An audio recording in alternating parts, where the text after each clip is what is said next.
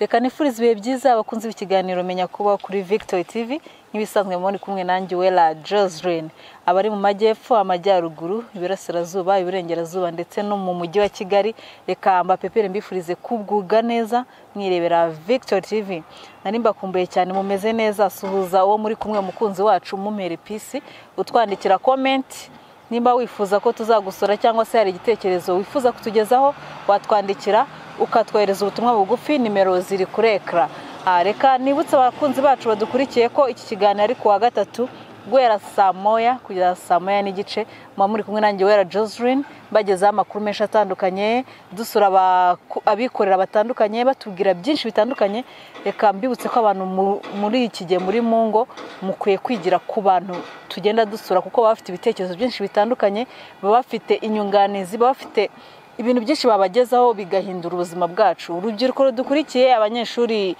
bari mu rugo batari ku masomo iki nicyo gihe cyanyu ko mukurikira abantu bagiye biteza imbere bagiye bakora ibintu by'indashyikirwa cyangwa se bagiye bagera ku bintu batangiriye hasi ariko bakagira aho bagera bakaba bitunga bakaba batunga imiryango yabo bakaba bafasha societe nyarwanda ngira ngo nimba muri aka kanya nta kazi ufite ariko ukaba utekerezwa bati mu myaka 5 iri imbere haraho nzaba maze kugera nanjye nubwo ndi gukorera abandi mu myaka 5 iri imbere nzashinga business nimara gushinga business mpabandi akazi icyo gitekerezo kiba ari ikinyamibwa uno munsi rero turi muri Milanova ikaze kuri Victory TV merci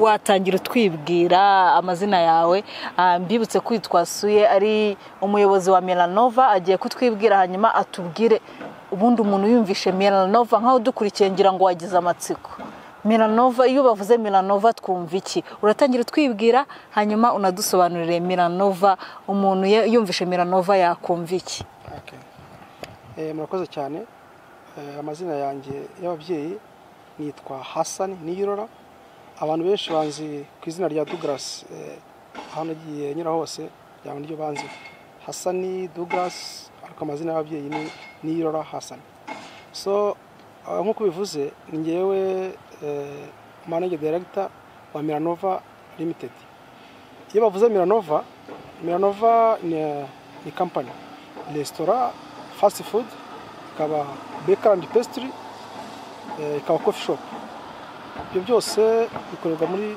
Milanova so kugira ngo Milanova nuko abaye igitekerezo ubusanzwe mu kazi kanya ka buri munsi ngenda umuchef chef de cuisine chef de pâtissier Douglas yes ngira ngo uze gukomoza kuri iryo zina Douglas byavuye hese risobanura iki okay fete urabona mu bwana bwanjye nabaye mu societe menshi akenshi rero mu rubyiruko twitana amazina anyitaga Douglas bitewe nuko kunakora amafilime y'abakinnyi bahambaye suko abantu bagira indoto yo kuzaba umuntu nka runaka ubwo rero hari umuntu yakundaga tuga Douglas na filime akunda kureba noneho abantu rero twanganaga banyitegeza Douglas bifata gutyo no kuvuga Douglas bari kwisukira umutoyi ubundi Milanova umwihariko wayo ni uhese umuntu avuze urumva ni Milanova Limited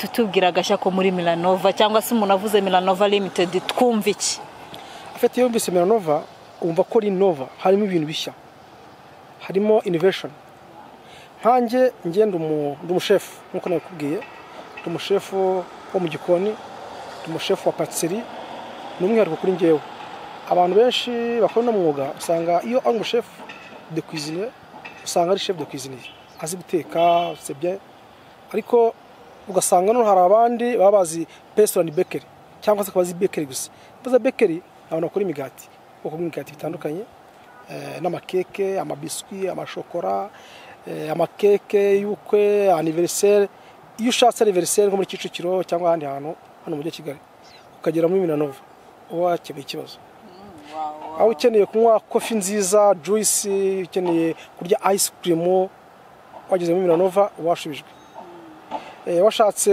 kurya neza kurya snacks zirabizi tugira amasambusa tugira imigati itandukanye amakuasa tugira amabenye tugira ibintu byinshi abantu bakunda cyane cyane urubyiruko abana bajyana ku ishuri, imigati myiza. Nk'urugero wenda njyewe nize patisserie française, ndabyibuka bino bintu bitangiye muri 2003.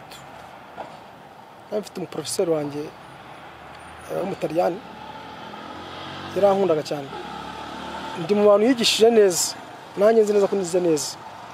Natangiye niga guteka style italiano, bitewe n'ukuntu nari nteye mu bandi bana, nawe mushapu narabikundaga, nari mfite yani afite discipline yo mu rwego hejuru, si ukwivuga ariko niko bimeze, ranemewe.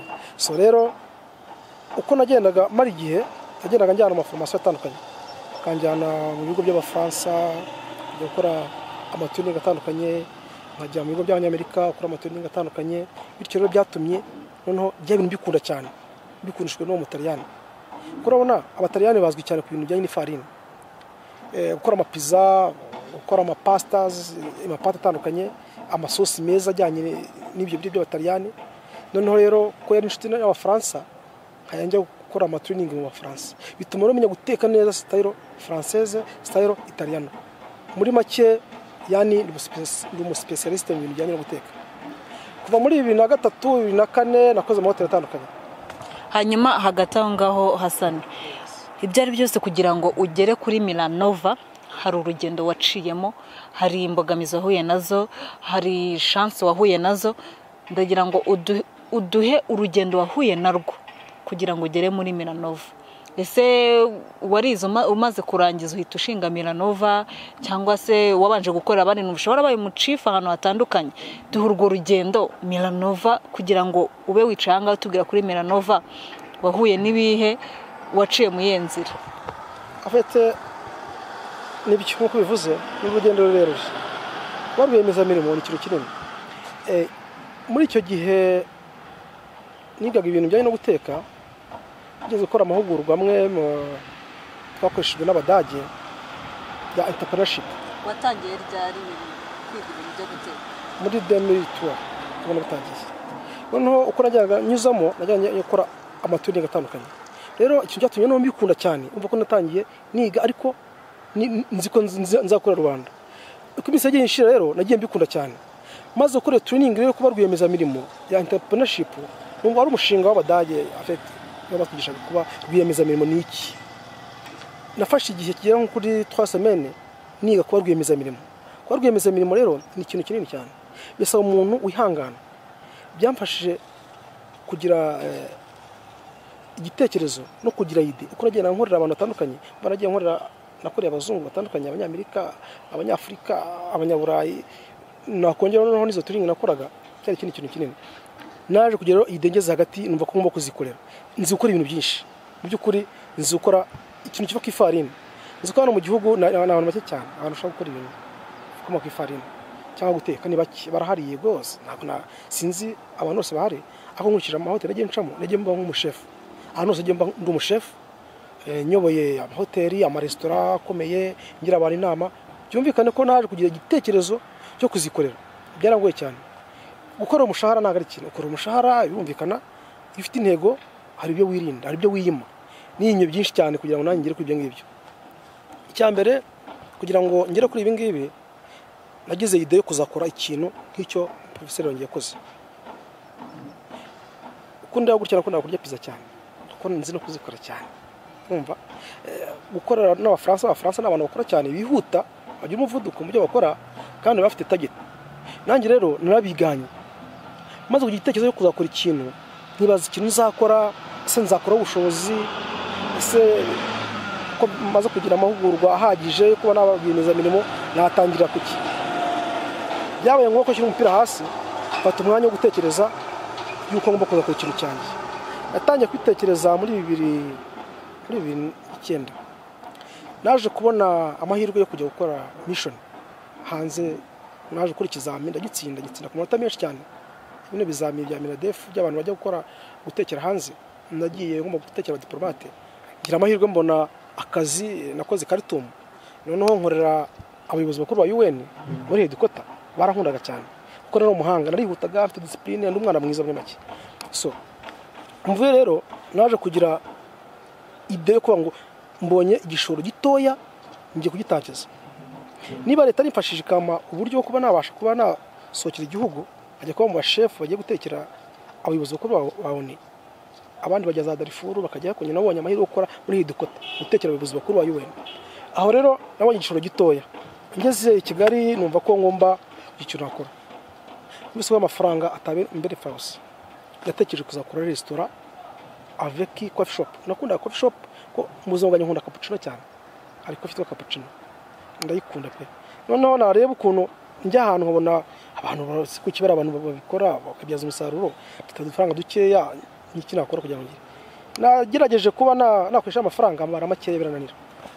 Cika intege njya gusubira inyuma, ariko bitewe n'amahugurwa nayo ifite yuko ngomba kuzakora ikintu kinini, kandi amahugurwa yo kuba rwiyemeza mirimo byasabwaga yuko kiramo cya kintu kwihangana. Subira inyuma, subira gukorera abantu. Naguze ibikoresho bikeya mbikira aho ngaho, mbona ntabwo bihagije kubera amafaranga y'ikinzu, kandi acyari mutoya, nkajya kuri banki kujya kubabwira ngo baguhe inguzanyo. Nta bintu by'ingwate mfite, nari umwana. Nasubiye inyuma ngiye gukora amahoteli. Bari bafite amahirwe yo gukora nk'umushefu, nabonaga umushahara utubutse. Nakorera amahoteli menshi cyane hano i Kigali, amahoteli manini aya 5 star, amahoteli afatika, nk'uko nifite icyizere birumvikana, nifite CV nziza. Byabaye ngombwa rero ko ya mafaranga ngena mpembwa nagiye nyabika ndigomwa. Byumvikana no kunywa fanta byaga ari ikibazo, kwigura umwenda byaga ari ikibazo, ariko nafite target yo kuzagera ku byanjye. Rero byari kugeza muri za 2011, 2012, 2013, 2014, 2015 ndakomeka. Bigeze mu 2015 nibwo nafashe icyemezo navuga nongeye gukorera abantu, ngiye kongera subuka umushinga wanjye. Nkora Milanova, nkora izina, ntekereza izina nzakora, numvaga izina ni ryiza nakora, numvaga nakwitiranya n'ibyo umuprofeseri yanyigishaga by'abataliyani, kuko nibyo nzi cyane, n'imbisi cyane, namenyereye gukorera abanyamerika, namenyereye gukorera abafaransa, abazungu. Numvaga ko nakora Milanova ni ukuvuga ngo nagendeye ku kintu cyitwa Nova, gukora ibintu bishya. Kuko nakoraga abandi ibintu byiza, abantu bakabikunda bakamenya ase Hassan kubera iki utakwikorera. Umuntu wese ko bimbwiye nkagira curiosity, nzabwira ukaguha courage kumva nyine hari ikintu nawe ukumva ufite target yo kuzikorera, umva ubura amahoro, ukaba umutekano, ukaba ufite n'ikintu urwana cyo kugira ngo uzagire ikintu ugeraho.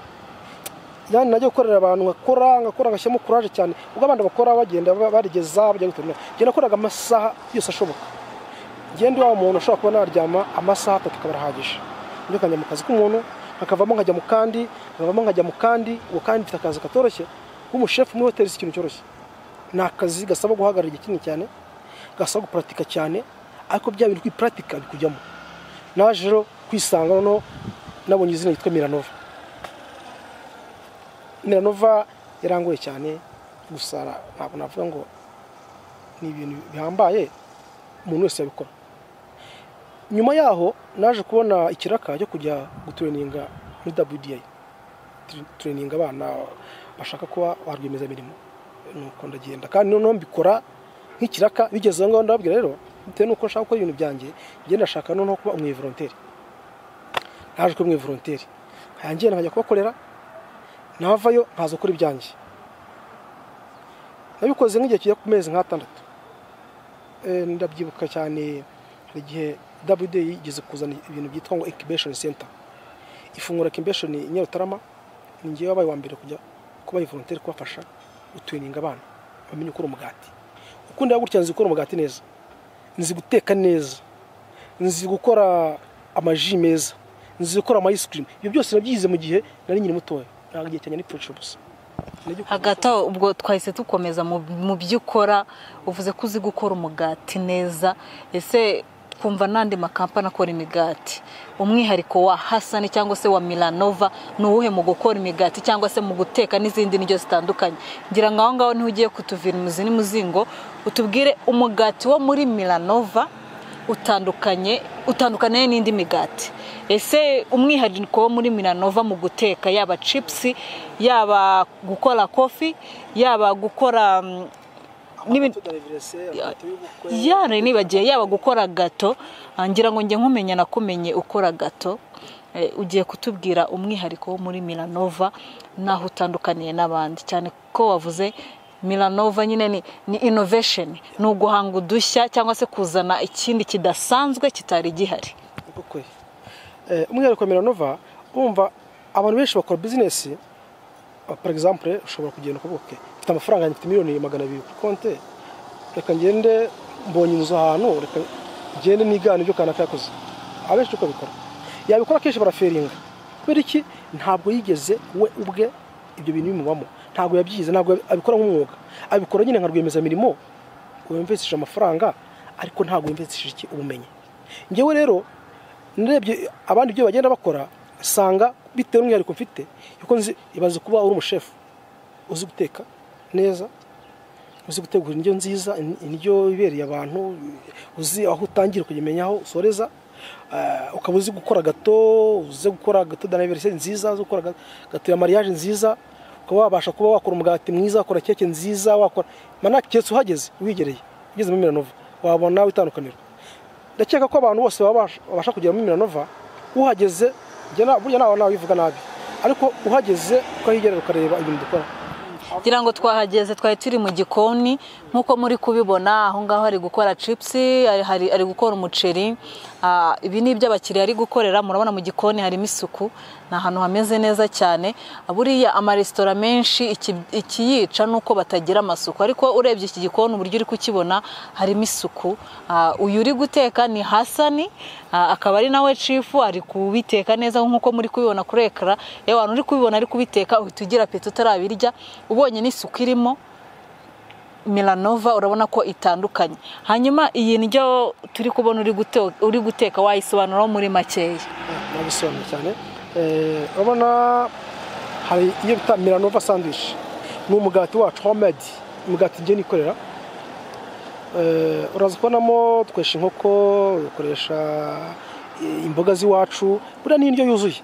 Iyo ufashe ibikomoka ku ifarini cyangwa ibikomoka ku ngano, harimo umugati, ukongeraho imboga zisanzwe, moriti, tomato, harimo kokombure, harimo onion, harimo tusi. None ikindi cy'umwihariko nuko ngewe ibintu byose nkora mbikora n'isuku ihagije. Iyo rero uriye ibyo bintu byose, uriye imboga fast ni salade, uriye inkoko ni inyama z'umweru, uriye umugati ukomoka ku ifarini cyangwa ukomoka ku ngano, uriye indyo yuzuye, unashatse burya bihagije. Urabona umuceri rito biryani rice, uyu muceri twa biryani rice. Biryani rice ni umuceri umwihariko urimo amabara. Irege iyo ujya kurya, abantu benshi bazi kurya neza barabizi, wenda simva nkanjye nabonye ibyo byinshi, nakoze ibyo byinshi, nigishwe n'abaprofesseur benshi batandukanye. Umuntu abanza kwishijisha. Iyo ugiye kurya ugomba kubanza kurya amabara y'amaso, maze gushima amabara y'ibyo uri kurya, cyangwa ugiye kurya. Kwanza umutima wawe ubanza gatuza, wowe ubwawe ukumva ko ugiye kurya neza na fast. Apara byo gufata ibintu bivangavanze biri aho ngaho dafite, yani ugasanga umuntu ararya kuko gusa ngo ibiryo gusa. Rero iteguye ibyo kurya utegura amabara atandukanye. Urabona uraza kubonamo greens, uraza kubonamo yellow, uraza kubonamo brown, uraza kubonamo nk'umuceri n'urugero, ari amabara mu muceri. Ari amabara mu muceri byonyine atuma ugira apeti na fast. Nyuma yo kubona ya mabara meza ukunda, harimo uraza kubonamo umuhondo, orange, umutuku, umweru, ayo mabara ubwayo akwereka yuko ugiye kurya neza. Noneho rero umaze kwifata kuvuga ngo intungamubiri zose ukeneye cyangwa se vitamine ukeneye zose usanga mu hahandi ibyo byo kurya. N'umwihariko rero ko ibyo nkora mbikora mbizi, bivuze ngo rero guteka ntasukufa guteka. Ikindi wenda arakantu navugaho, hari umwihariko wanjye. Burangiyewe ndi mwarimu, urabyumva, imyaka maze irahagije. Mu bana nkoresha cyangwa mu bakozi nkoresha umukozi ufite isuku, nkoresha umukozi w'umunyamwuga. Apana abantu batagura ku mahane ngo kana kakoze ahangano araza mu training, yafata umwanya wo mu training hygiene ni iki? Isuku.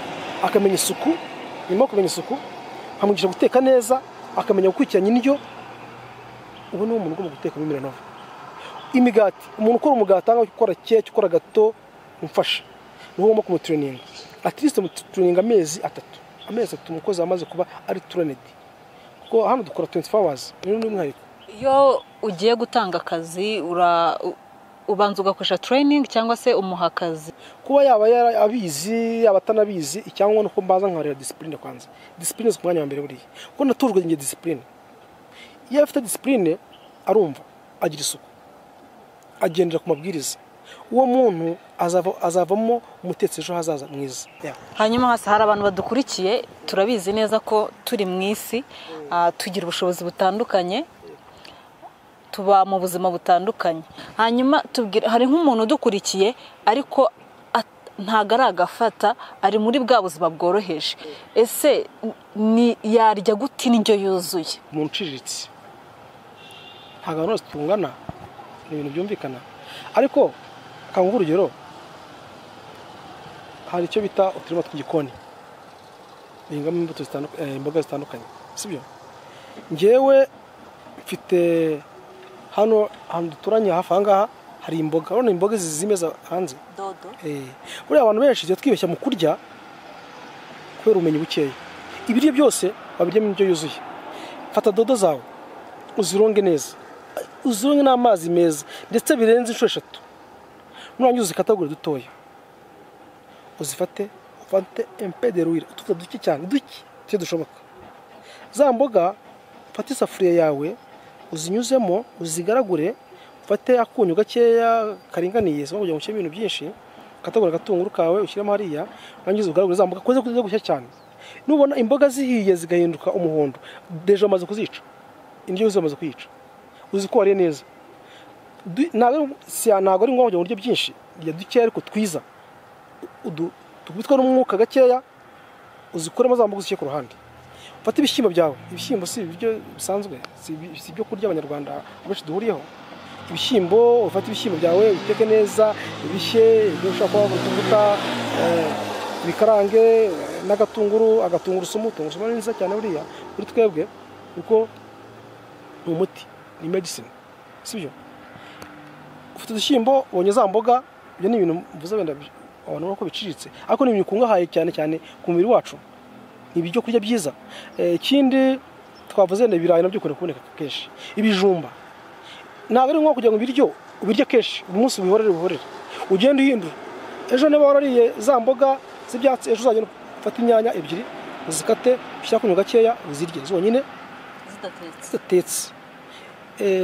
Ejo uhindure, tugira amareti yari iwacu akenshi tubona ibyo kurya ngo ni iby'abazungu.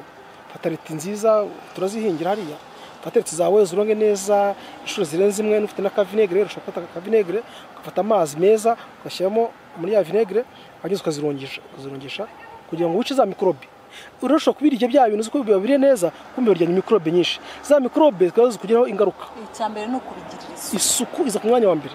Kugira ngo tugiye kugana no ku musozo w'ikiganiro, ngiye kumubaza ibibazo nk'ibibazo 10, hanyuma tugane ku musozo w'ikiganiro. Iracyari Victory TV, ni ikiganiro menya kubaho gicaho buri wa gatatu guhera saa moya kugera saa moya n'igice. Muba muri kumwe nanjye Wera Joseline, ubu twagiye muri Miranova, turi kumwe n'umutetsi kabuhariwe ari kutuganiriza byinshi bitandukanye. Muri aka kanya hari aho watangiriye, hari aho umaze kugera. Ibyo ari byo byose mu gutangira kwawe hari imbogamizi wahuye nazo, hari urugamba warwanye narwo. Ese bo niki bakora? Hari benshi bategereza guhabwa akazi, bicaye batarabona akazi kandi akazi karabuze cyane, badafite akazi nyine, badafite imikorere, bavuga ati akazi karabuze. Ese bo niki bakora kugira ngo bagere nkaho maze kugera muri aka kanya?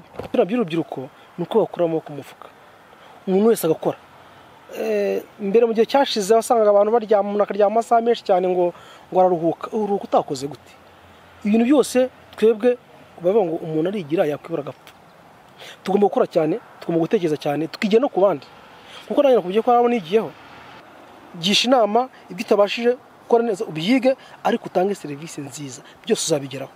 Hanyuma kibazo cya nyuma Hasani, tubwire ni izihe nzozi wumva wifuza kuzageraho muri Miranova, cyangwa se ni iyihe target ufite wumva wifuza kugeraho? Ngewe inzozi ndazifite, mfite inzozi yuko Miranova mu gihe kiri imbere, mu minsi iri imbere, igomba kuzitwa hoteli, ikazitwa hoteli Miranova.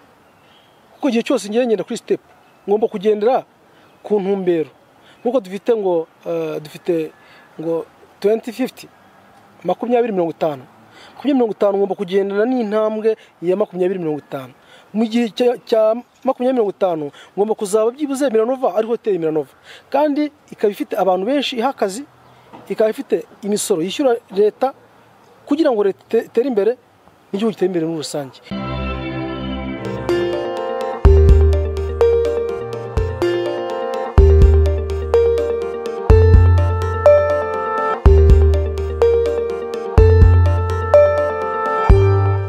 Ya turacyari muri Milanova ni Victory Television muracyari kumwe nanjye Wera Joseline ngira ngo ibiribwa hano ibyo twavugaga muri kubibona wowe nkurikiye dore amerwe come on ntago turi kumwe wigira amerwe ni ngiye kubirya muri aka kanya ngira ngo Hassan turacyari kumwe ni umutetsi wa Milanova ndetse akaba ari nawe managing director agiye kudusobanurira muri make turi kugana ku musozo ingirakamaro y'ibi biribwa twateguye hano hari ibinyobwa akaba n'ibiribwa ugiye kutubwira muri make akamaro k'ibi binyobwa n'ibiribwa. Mu by'ukuri nk'uko ubibona dufite ibintu bigera kuri bine ahangaha dufite starter ushobora guheraho iyi ni milkshake ushobora kurya nka starter yinywa nka starter ikaba appetizer nyuma yaho ukaba wakoresha plat principal ubona hano hari icyo bita wrap beef wrap urabona chips urabona salad urabona sasa bien ni byo kurya yani icyo bita ngo ni plat principal cyangwa se byo kurya urye nyuma yo gufata starter iyi ni to starter ikaba plat principal noneho tukagira dessert ni dessert ushobora kuba mu buryo butandukanye cyo twavuze ushobora gukoresha cake ushobora gukoresha fruit cyangwa se imbuto ira ni shokora iyo ni bita pancake cyangwa se muffin iri black forest ishokora original bura shokora rero iri mu bintu byujuje kuba dessert original yo iriye nyuma yo kurya ibyo kurya kumva mu nda yabanje ushyiramo starter ibikonje sibyo ya milkshake rero ibikubiyemo imbuto ibikubiyemo amata make cyane noneho bikabanza bigatuma mu nda utuza nyuma yaho amara kurya ya plat principal ya dessert very nice. Rero hagati aho ngaho mu kirushaho no kurya mbere n'uyu mugati w'umuntu udafite isukari udafite iki ukariye mbere ushobora kugafatisha ya milkshake ugasanga ibyo kurya byawe rwose indyo yuzuye muri make niyo ngiyo. Ngo Hassan yavuze ko umuntu abanza kurya salade kandi amabara atandukanye harimo karoti harimo igitunguru harimo roti harimo urunyanya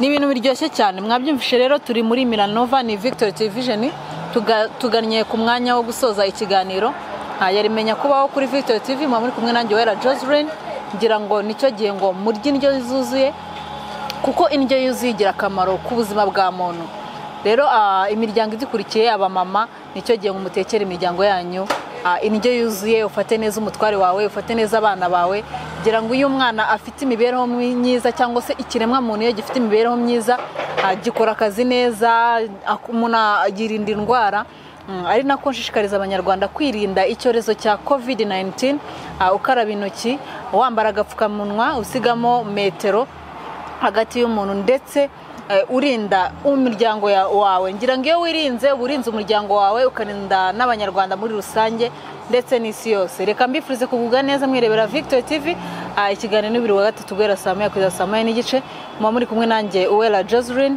mureke turindere imiryango yacu naho ubutaha ni muri Milanova nimba ushaka icyo kurya cyangwa se ushaka gusohokera ahantu cyangwa se ushaka kwiga bakubwiye ko ari kuri YouTube channel ukajyamo ukandika Milanova Cooking Academy ukajya ukurikira uburyo wakiga indyo kuziteka zitandukanye naho ubutaha muri kumwe nanjye Wera Joseline. Ubuzima bwa buri munsi hari byinshi dukeneye mu mibereho yacu ibyemezo dufata bishingiye ku mitekerereze yacu cyangwa ku bumenyi twunguka mu bihe bitandukanye kubaho niki kuba waravutse ukaba uri ku isi gusa uzasanga hari byinshi ukeneye kugira ngo ubeho kandi ubeho neza. Imirire, kwambara, imyifatire yawe imbere y'abandi. Ibyo byose rero kubigeraho kandi bituruka ku myumvire yagutse dufite. Niyo mpamvu wicara ugatekereza, ugacukumbura, ukamenya byinshi, bigahindura ubuzima bukagira icyerekezo gihamye. Amahitamo tugera mu buzima niyo aduhesha uko tubaho. Ibi byose ni mu kiganiro Menya Kubaho.